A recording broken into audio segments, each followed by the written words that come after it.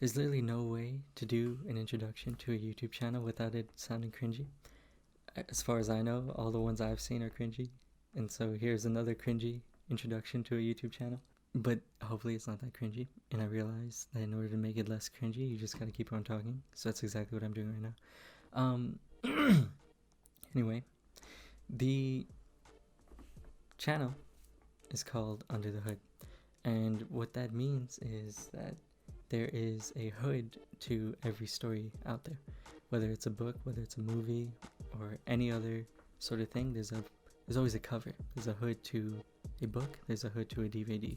But no one really watches DVDs anymore, so whatever. But anyway, go with it for now. There's a cover to everything.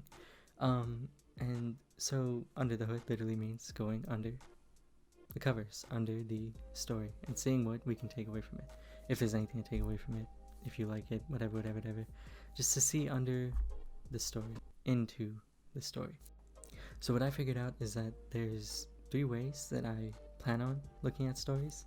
One way is going to be what the Monday releases are going to be, and that's just going to be a traditional review of a story. Traditional in the sense of it follows a typical standard, but I tweaked a few things to the status quo, the things that people tend to see in their book reviews that you see online. What I plan on doing is giving a numeric value to specific sections, which is very common, but the sections that I'm going to be giving it to are going to be a bit more interesting, hopefully. So the first section that we'll be giving a numeric value to, based on how well the story does, is going to be the introduction of the story. What that means is the build up to when the conflict of a story gets introduced. So if this was Harry Potter, for example, it would be when he gets to Hogwarts. If this was Percy Jackson, for example, it would be when he gets to Camp Half-Blood. Whenever the story kind of kicks off, that's the introduction of a story. And based on how well an introduction can get you to care about characters, or even the story, that'll be what the numeric value is for that specific section. The second section is going to be characters. This is very typical. Everyone tends to do this. You look at the characters, you see what you like, blah, blah, blah, blah. But I plan on giving a best character award to every book or story I read or consume. Every story will have a best character pointed out and why this character is the best character of that story to me. The third section is the plot. Plot is not going to be like, oh, this happened and then this happened and this happened. It's more so just the continuity of a story. If the story feels like it's dry in specific sections and like other sections are really fast and it feels like the pacing was a bit weird, that's what's going to be in this plot section. The fourth section is going to be the best scene of a story. And I think that a story is only as good as the best scene.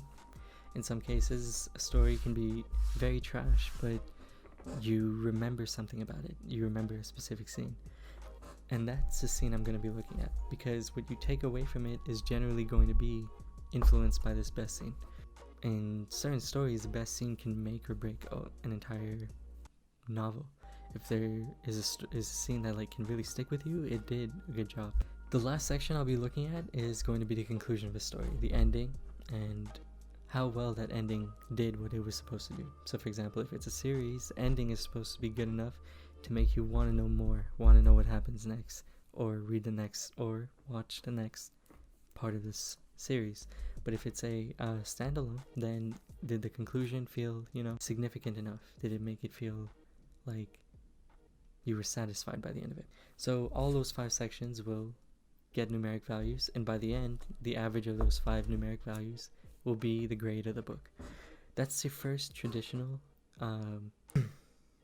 The second way I plan on looking at stories is by doing something called isolating. The series itself is going to be called Isolated.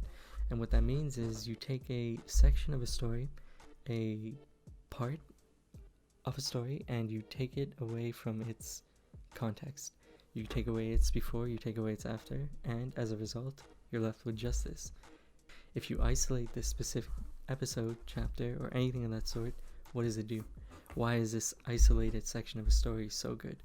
Or bad in some cases, but generally it's going to be good sections that are isolated. What does it do? Why does it so well? Why is it so good?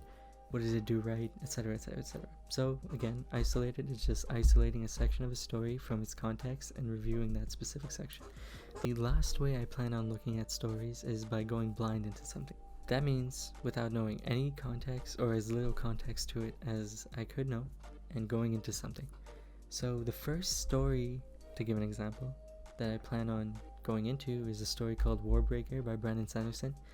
I literally know nothing about Brandon, but my friend's brother really loves him, and it seems like a lot of people on YouTube do. Even on like writing forums, everyone talks about him. He did a series on writing, which I had watched, but I don't remember any of the things that he talked about in terms of his own stories. I just know about his planning process, but I don't think that will change anything in how I'm going into this. And I plan to experience as much of Brandon Sanderson as possible, because I feel like there's a lot I can learn from him. And seeing what I like about it, what I dislike about it, etc, etc, etc. But it's going to be so blind, like as blind as possible. So to put into perspective just how blind this is, I got the books, the Brandon Sanderson books, from my friend's brother, the same one I mentioned earlier, who really likes this guy, and they're in such bad condition that the back is like completely gone. All I have is like the front of some stories, and I'm pretty sure some pages are missing. And the reason why the book is in such bad condition, he kind of went through a bad breakup, and he left the books with his ex-girlfriend now, and when he went to go get it back, she apparently ripped it up because she knew how much he liked the books, which is pretty fucking weird, but whatever. Anyway, but she ripped it up and the back is gone for some of these stories. Yeah, I don't know. But that's a testament to how good these stories were, because if she felt like ripping them up was enough to get revenge on him, like, I don't know, man, that's some weird voodoo shit. I don't know about that. But anyway, those are 3 ways I plan on looking at stories. Again, it's traditional reviews, isolation, where you isolate a section of a story, and blind entries into something. That's it.